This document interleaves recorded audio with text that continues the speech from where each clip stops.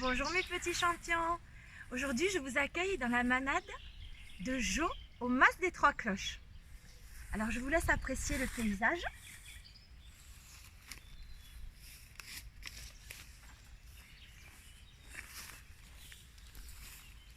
Suivez-moi, je vous ai préparé quelques activités.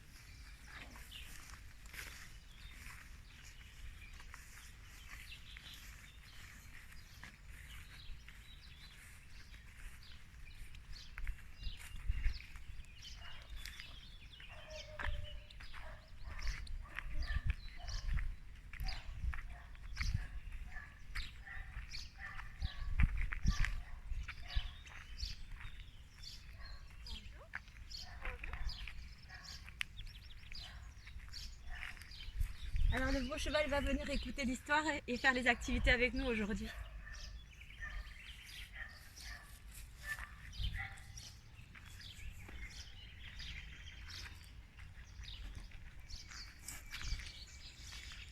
Alors j'espère que tout le monde va bien. On va se dire bonjour tous ensemble. Je dis bonjour à mon papa. Je dis bonjour à ma maman. Je dis bonjour à ma maîtresse. Et le tout petit salue tous ses amis. Je vous souhaite un bon vendredi. Alors aujourd'hui j'ai prévu pour vous une histoire. Le loup qui apprivoisait ses émotions.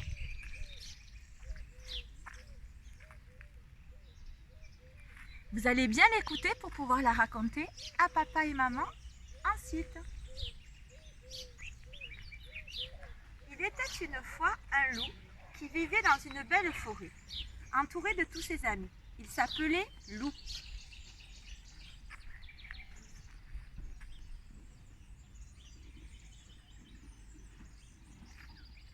Mais ce loup avait un souci, il était trop émotif. Joyeux, fâché, triste, excité, il changeait d'humeur à 100 à l'heure.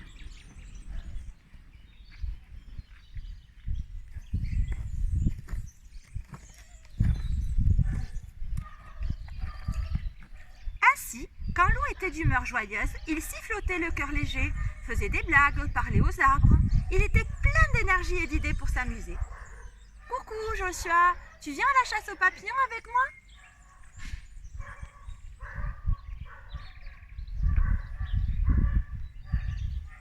Cependant, si quelque chose le contrariait, il se renfrognait, il explosait en envoyant tout le monde balader.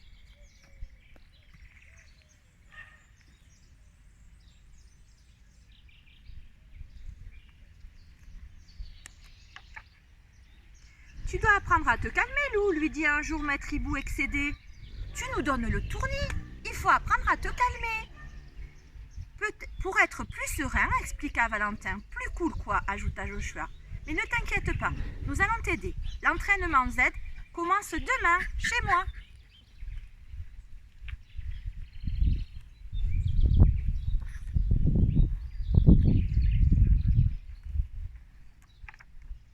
Le lendemain, le loup se rendit chez son ami.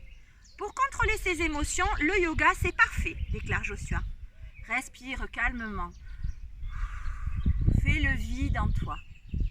Joshua enchaîna les positions. Lotus, montagne, pont, et Loup essaya de l'imiter.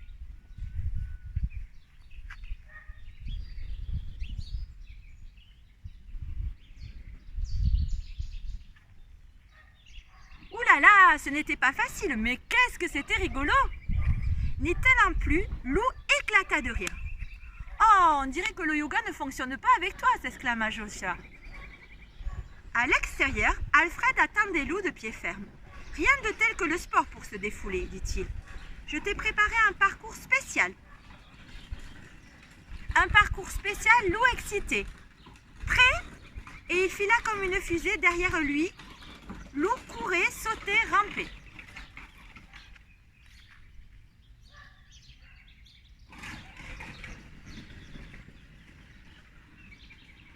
Alfred s'arrêta au pied d'un arbre immense. On se retrouve là-haut, cria-t-il en disparaissant dans les feuillages.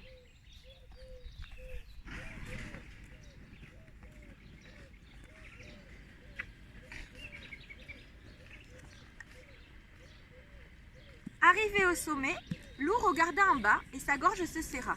Son cœur se mit à cogner dans sa poitrine, ses jambes à trembler. « Alfred, j'ai peur, paniqua-t-il, je vais tomber. »« Calme-toi, Loup, je suis avec toi. On va descendre ensemble, doucement. » Loup prit une grande inspiration.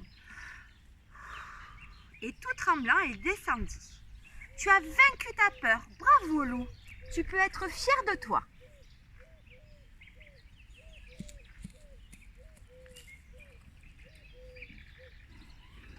Ah ça oui, il était fier de lui.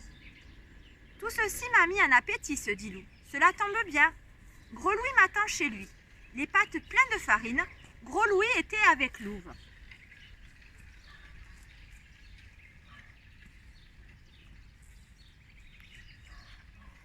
Dans la cuisine, ils ont l'air de bien s'amuser tous les deux, pensa Loup jaloux.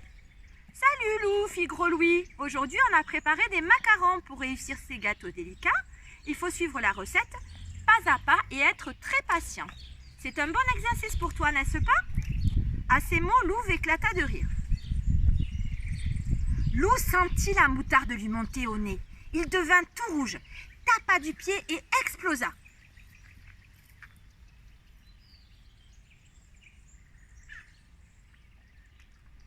C'est ça, moquez-vous de moi, hurla-t-il très en colère. Je m'en fiche. De toute façon, je n'ai aucune envie de faire des gâteaux avec vous. Voyons, Loup, que t'arrive-t-il souffla Louve stupéfaite. Mais Loup était déjà loin, grommelant dans sa barbe et donnant des coups de patte dans les arbres. Peu à peu, Loup ralentit son allure pour finir par se traîner comme un escargot, le cœur gros. Autour de lui, tout était devenu gris. Une larme roula sur sa joue. « Je n'aurais pas dû m'énerver, renifla-t-il. Louve ne m'aimera plus jamais. Comme je suis triste. »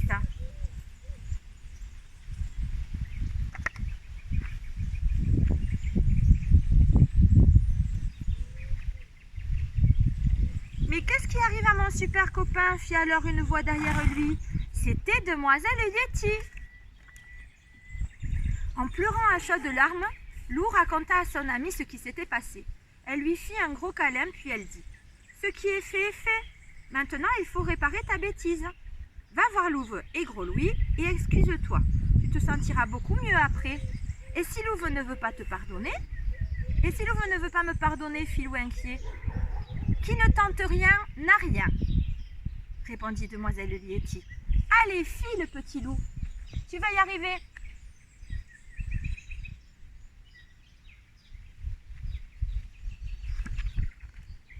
Tout honteux, Loup retourna frapper à la porte de Gros Louis. Je vous demande pardon, les amis, fit-il. Je ne pensais pas ce que j'ai dit, ce n'était pas gentil. Excuse acceptée, répondit Louve. Loup et Louve se regardèrent, des cœurs pleins les yeux. Ah, l'amour! S'émerveilla Gros Louis entendrit. À table, mes amis, les macarons sont prêts. Loup applaudit. Il se sentait léger, léger. Il avait retrouvé sa louve chérie.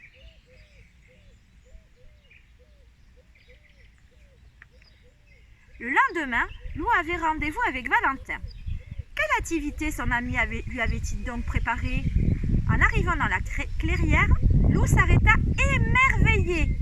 Devant lui se dressait une cabane magnifique.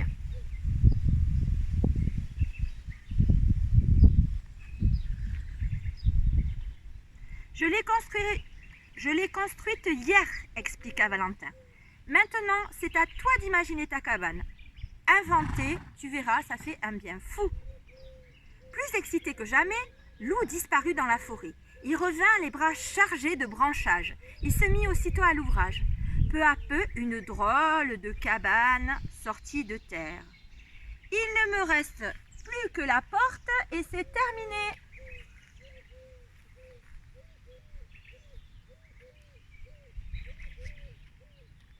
Loup posa la porte, elle coinça, il poussa et badaboum, la moitié de la maison s'écroula. Mais Loup, tu fais les choses trop vite, se désola Valentin. Aussitôt, Loup devient tout rouge et tapa du pied.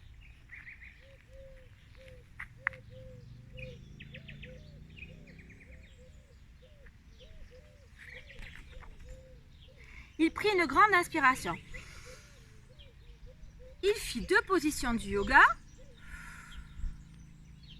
et calmement se remit au travail. Quand il eut terminé, Lou se frotta les pattes satisfait. « You, les amis, j'ai fini !» appela-t-il. « Waouh !» s'exclama Valentin. « Ta cabane est incroyable ! Et tu l'as terminée sans t'énerver. Bravo, Lou! On est fiers de toi !»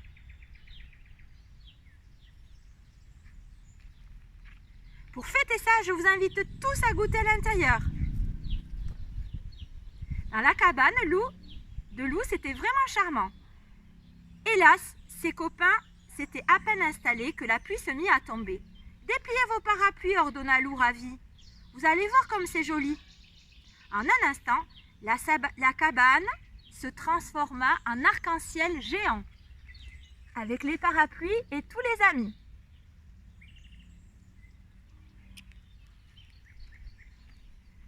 Que d'émotions, applaudit Valentin. Cher Lou, tu nous en fais voir de toutes les couleurs. Mais la vie est tellement plus drôle avec toi. Pour notre super ami, conclut Maître Hibou, hip hip hip, hurrah! Hip hip hip, hurrah! Bravo Lou! Tu as réussi à gérer tes émotions. Bravo! Et clic et clac, l'histoire est dans le sac. Alors, qu'est-ce que j'ai aujourd'hui dans mon panier magique? Alors, je ne sais pas si vous vous souvenez, mais la dernière fois, on avait fabriqué un jeu avec les différentes émotions. Et je vous avais demandé de choisir une émotion le matin pour montrer à papa et maman dans quel état d'esprit vous étiez. Donc moi, ce matin, je choisis la sérénité. Je suis dans un cadre magnifique au Mas des Trois Cloches. Je me sens apaisée, je me sens calme, sereine. Donc j'ai choisi la sérénité. Je vous rappelle le petit jeu qu'on avait fait. On avait avec les différentes petits dessins qu'on avait dessinés sur les feuilles canson. On devait retrouver les mêmes. Et aujourd'hui, j'ai décidé de rajouter une nouvelle émotion. C'est amoureux. Voilà, donc quand vous jouerez au jeu, soit retrouver les mêmes émotions, soit faire un memory avec les émotions, donc je les retourne, je les mélange d'abord, voilà, je les retourne, et je dois retrouver les deux les mêmes, comme la dernière fois. J'ai gagné, ça me fait un point. Là, amoureux et peur. Ce ne sont pas les mêmes, je les retourne. Là, j'ai peur. Et ici, j'ai peur. C'est gagné. Et là, amoureux, j'ai trouvé les mêmes, j'ai gagné. Je vous propose, avec ces petites cartes qu'on a fabriquées la semaine dernière, je vous propose un nouveau jeu. Alors, cette fois-ci, on mélange toutes les émotions. Et on peut jouer avec papa, maman, grand frère, grande sœur, toute la famille. Et je prends une émotion. La peur. Alors, je ne montre pas aux autres, je cache. Et je dois mimer la peur. Donc, moi, quand j'ai peur, je me recroqueville comme ça, je fais comme ça. Voilà. Donc, ça, c'est la peur. Donc, je dois mimer l'émotion devant la famille. Et la famille doit deviner quelle émotion je suis en train de mimer. Et ensuite, on montre l'émotion pour savoir si les autres ont gagné. Par exemple, ici...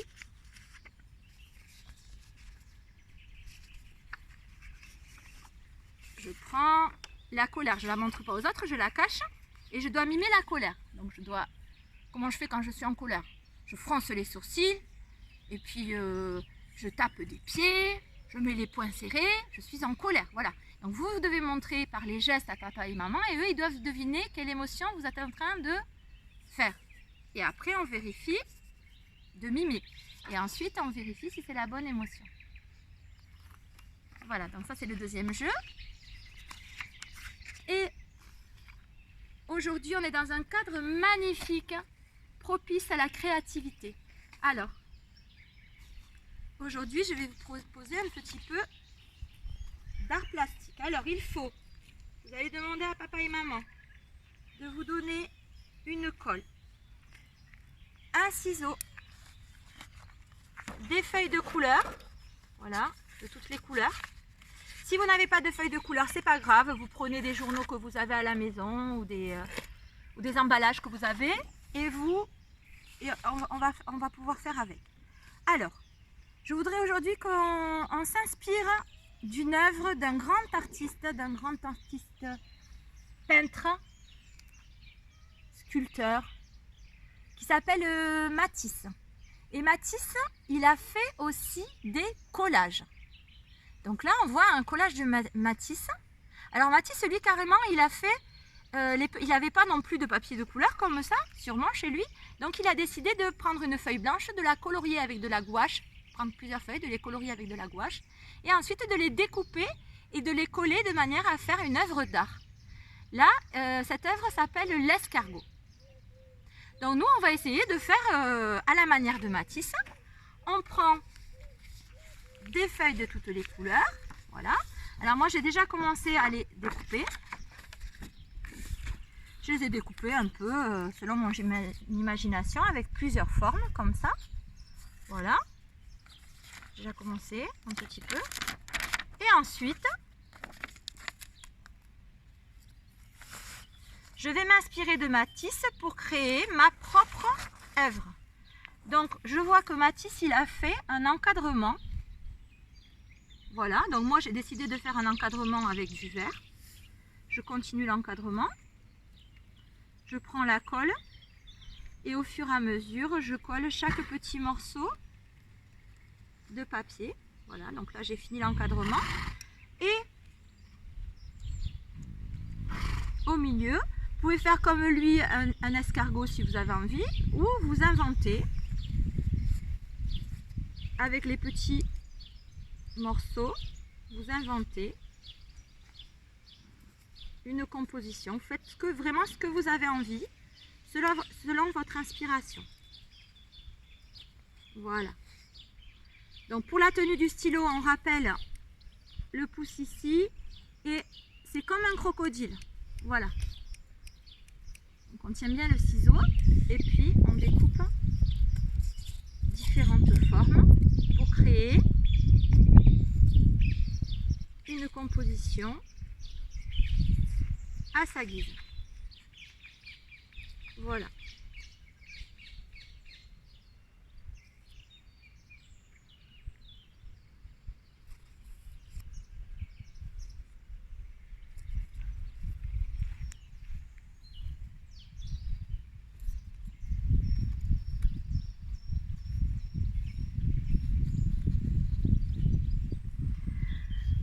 Voilà. Ma composition à la manière de Matisse est terminée. Voilà, je n'ai plus qu'à coller. Donc je compte sur vous pour m'envoyer vos créations par photo ou par vidéo. Ça me fait toujours plaisir d'avoir de vos nouvelles. Ensuite, donc là la création à la manière de Matisse est terminée.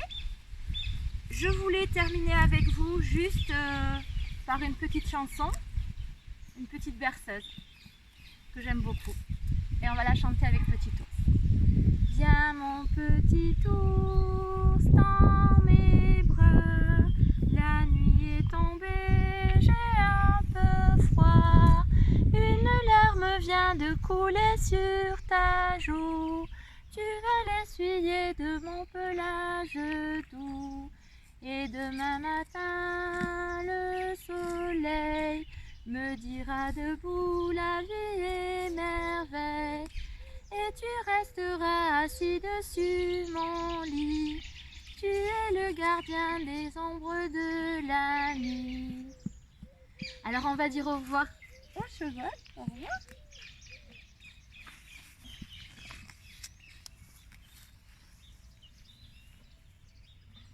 Et on va dire merci à Jo du Mas des Trois Cloches à la Vérine de nous avoir laissé filmer chez lui. Merci beaucoup Jo. À bientôt les enfants.